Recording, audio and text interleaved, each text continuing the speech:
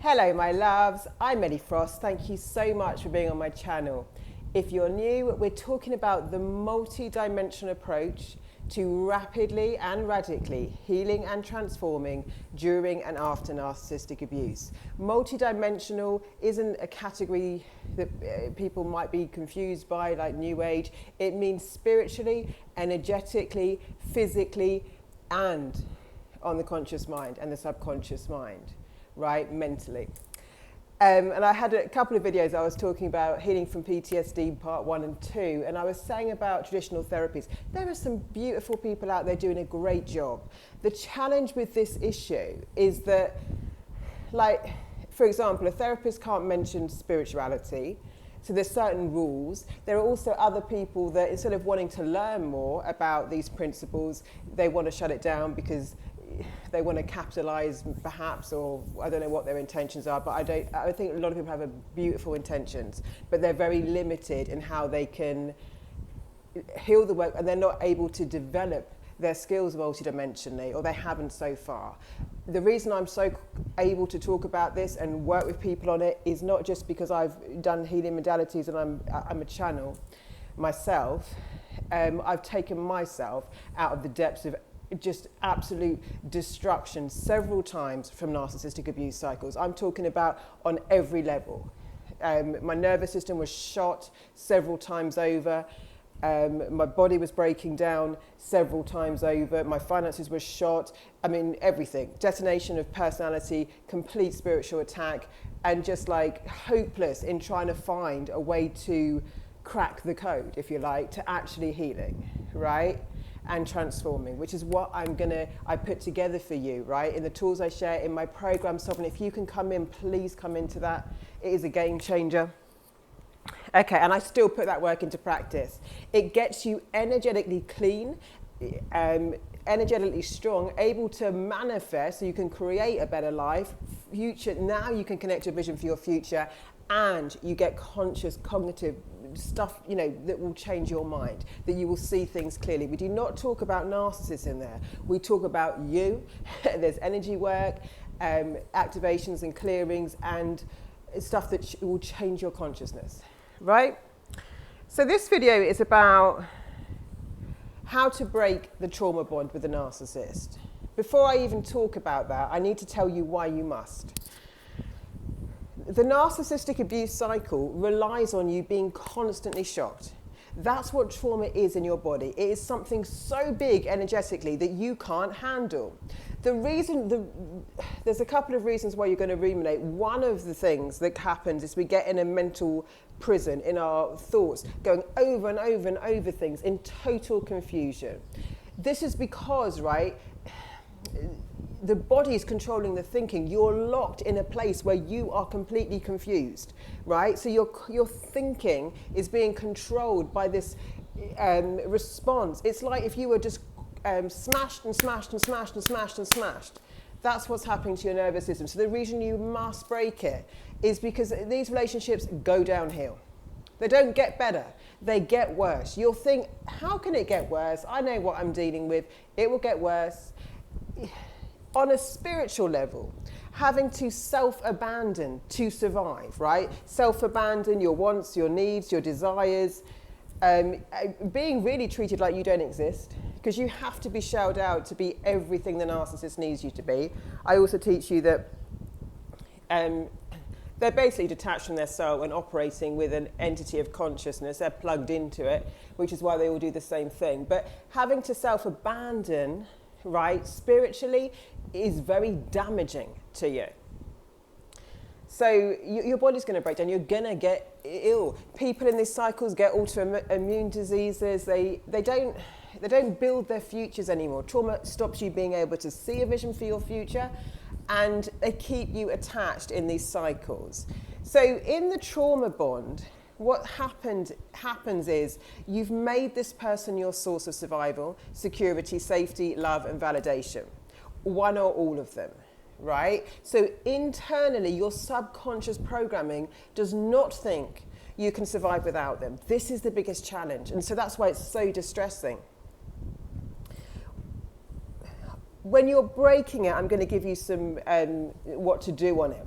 But first of all, I want you to see it. So how do you know if you're in a trauma response and trauma bondage? You're going to go into trauma response, which is fight, flight, freeze or fawn.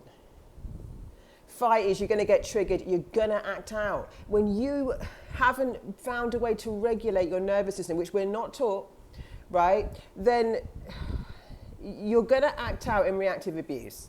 Look like the crazy one, do something you'll regret because you've been so triggered at a core level, right? It's taking you completely out of yourself, and now your whole sense of self, if you want to call it self-esteem, is getting stripped away because you're not you, right? So if you're doing that, or there's been times of it, you're in a trauma response.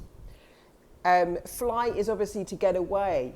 But sometimes you might do things that you haven't been able to really think through clearly and actually get, like I say, clear vision for your future, use your manifestation abilities because you just need to escape, you need to escape. What happens though, because it is an angelic universe, is you tend to just attract more and more situations that you need to escape from because that's where your consciousness is. That's what you're an energetic match to in the universe. So you escape from one situation and find yourself in another. So we want to regulate, become energetically strong, self-focused, self-partnered, which is what I teach you in Sovereign, and then manifest from a vision of the universe can meet us there. New opportunities and possibilities can actually come to us, right? Another trauma response is Fawn. This one. If you've grown up in an abusive household, you're likely to do this, especially when a manipulator, a toxic person is confusing you.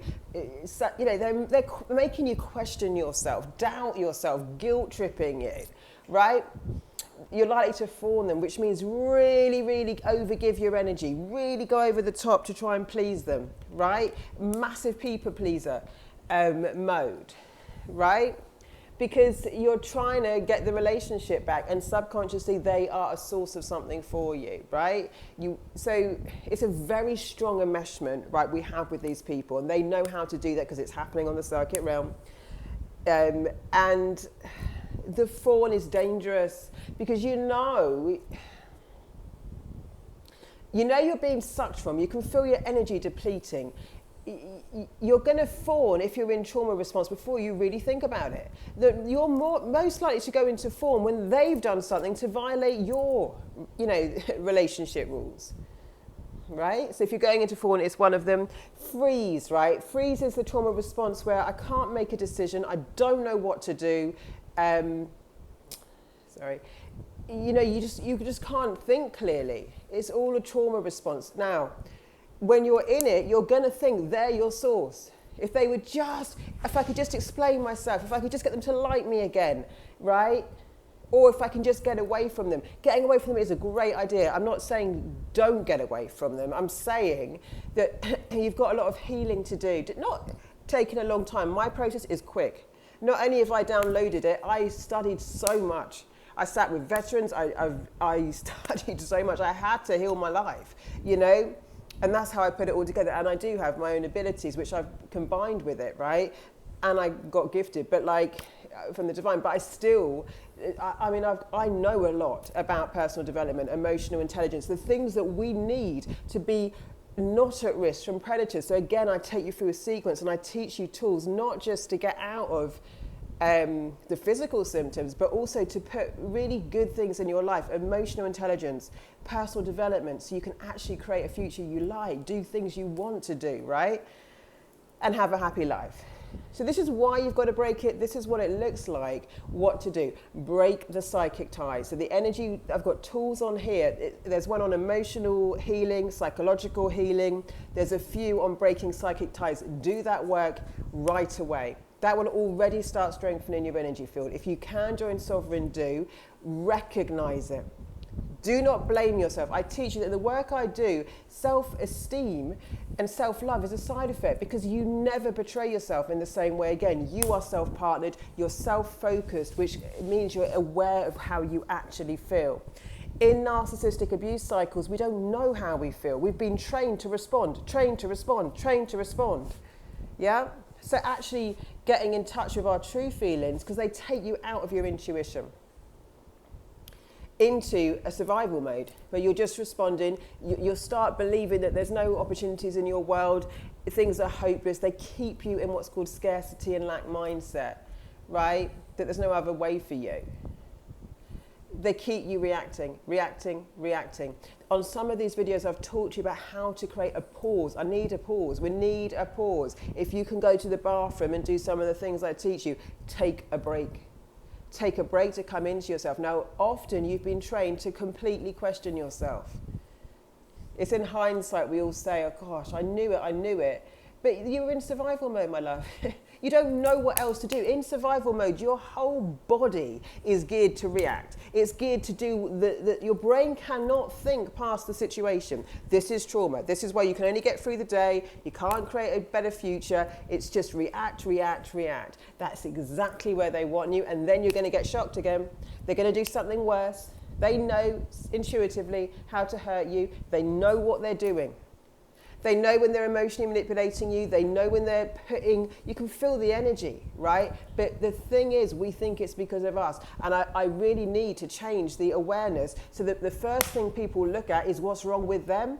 You don't overshare too much to predators. This is the thing. When you're traumatized, you're going to want to emotionally vomit, because you've got so much inside you can't deal with, right? You just need to reach out. And I teach you a lot that doesn't actually heal you. It does feel like connection because it gives you a temporary relief, but this stuff still lives in you energetically, the unresolved. All trauma is unresolved, unprocessed emotions, right? Your body's actually naturally built to deal with this. We're just not taught how or to do it. But it's difficult when you're in constant reaction. So what was I saying? So you're not processing, I've forgotten it. You're not processing the emotions. You're not taught what to do. You stay reactive, and then shocked, and then shocked, and then shocked, and then shocked. And then you're going to get more and more trauma bonded. The thing with the trauma bond is you want the person that hurt you to take the pain away. This is what happens. The reason being, it's like a survival mechanism we have as children for caretakers. So a narcissist kind of puts the same attachment, survival way of being as a child would with someone. And for children, they have to get their caretakers to love them so that they are kept safe and warm and fed.